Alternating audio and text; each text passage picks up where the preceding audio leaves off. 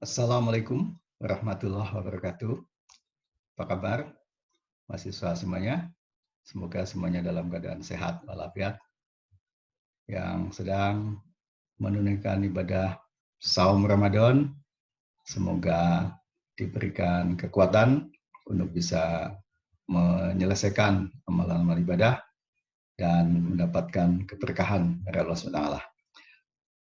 Pada kesempatan ini saya akan menyajikan satu materi yang penting terkait dengan kajian aktual psikologi pendidikan, yaitu terkait dengan konsep penelitian, yaitu lebih spesifik lagi adalah tahapan-tahapan penelitian.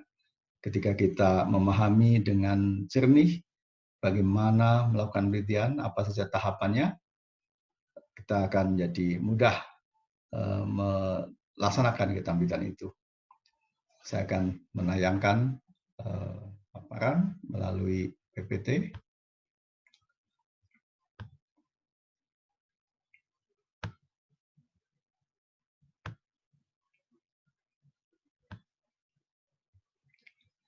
Ya, saya beri judul paparan saya ini dengan identifikasi masalah penelitian.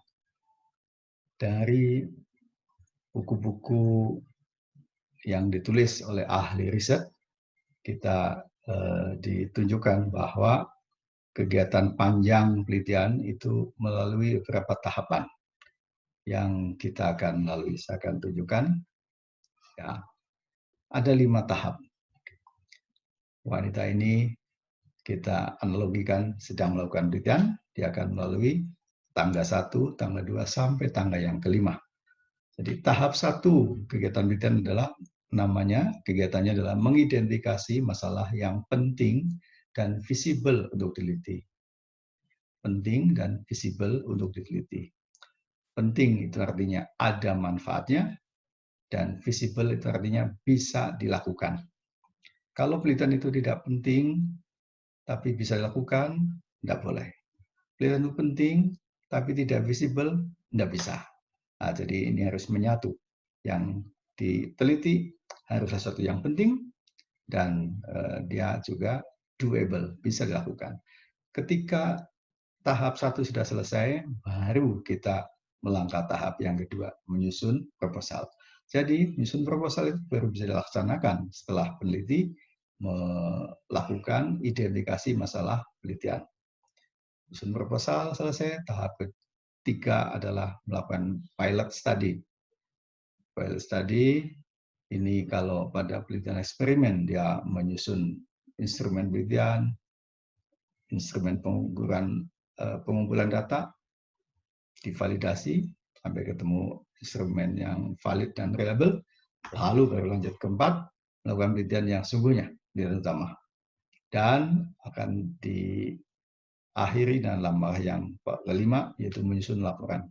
Kalau untuk mahasiswa S1, laporannya adalah menyusun skripsi, kalau S2 menyusun tesis, dan S3 disertasi. Oke, kita lanjut pada langkah 1 ini. Mengidentifikasi masalah penelitian. Oh, ini kok malah salah, nggak apa-apa. Identifikasi masalah penelitian, ada 2 pertanyaan yang harus kita temukan jawabnya untuk paham langkah ini. Pertanyaan pertama adalah, apa tujuan yang ingin dicapai pada tiap langkah? Kalau kita paham tujuan, kita akan dengan mudah mencarinya, dan kalau sudah ketemu, kita akan melangkah ke tahap berikutnya.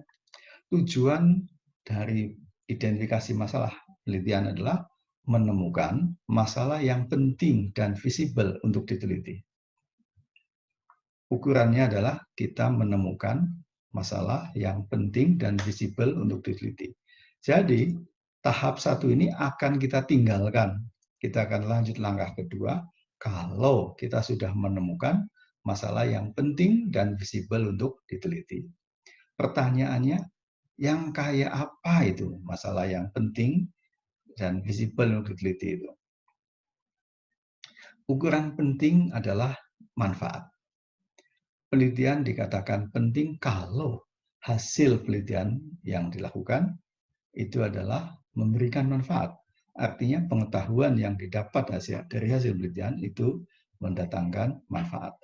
Dan manfaat ada dua macam, hanya dua macam saja, yaitu manfaat praktis dan manfaat teoritis. Manfaat praktis itu artinya adalah bahwa hasil penelitian bisa digunakan untuk menyelesaikan persoalan praktis. Sedang manfaat teoritis maknanya adalah bahwa hasil penelitian yang berupa pengetahuan itu menambah ilmu pengetahuan. Jadi, kalau seseorang mengklaim penelitiannya punya manfaat teoritis, maka pertanyaannya, pengetahuan apa yang ditambahkan dari hasil penelitian dia?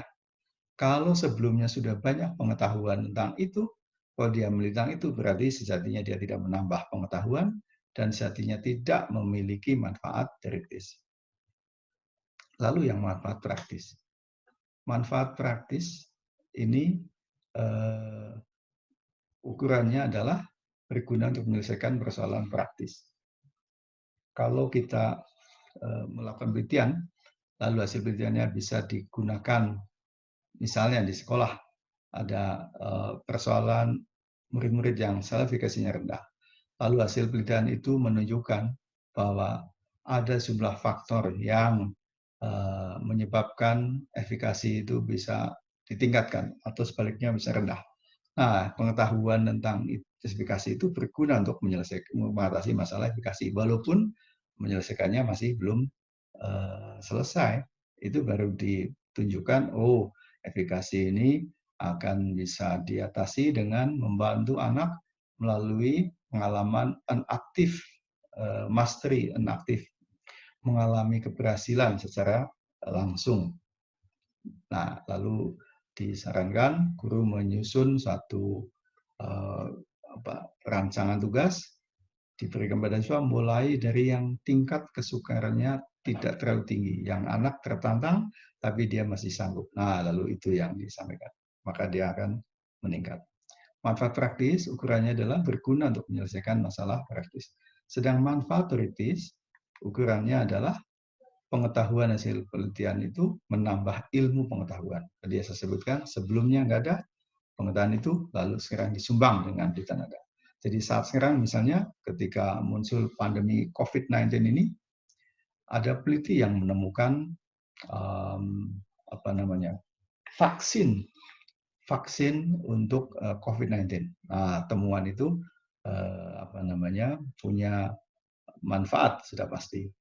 Satu adalah manfaat praktis dan manfaat teoritis jelas ya, karena sebelumnya tak ada rumus bagaimana menghasilkan vaksin itu.